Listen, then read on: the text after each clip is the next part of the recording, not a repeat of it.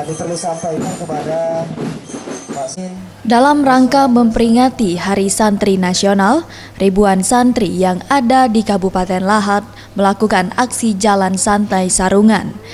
Jalan Santai Sarungan ini diikuti oleh seluruh pondok pesantren dan sekolah madrasah yang ada di Kabupaten Lahat.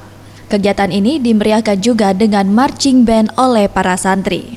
Jalan santai ini dibuka dan diikuti langsung oleh Sekretaris Daerah Lahat. Hadir juga perwakilan dari PCNU, Kemenak, DPD Forpes, dan GP Ansor.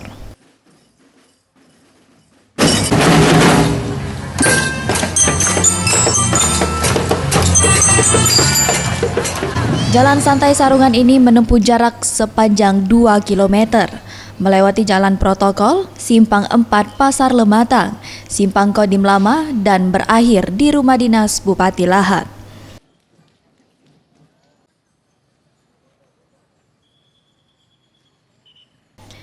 Sekretaris Daerah Kabupaten Lahat, Haryanto, mengatakan, melalui Jalan Santai Sarungan ini diharapkan para santri dapat berperan aktif dalam pembangunan di Kabupaten Lahat.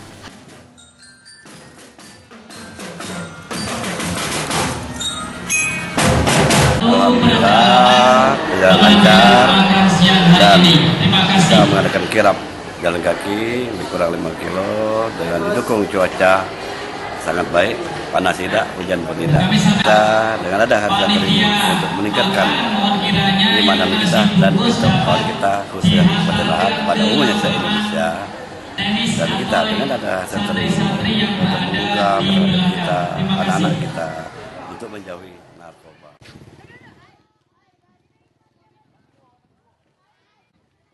Haryanto juga berharap melalui kegiatan ini para pemuda dapat berkegiatan yang positif dan menjauhi narkoba.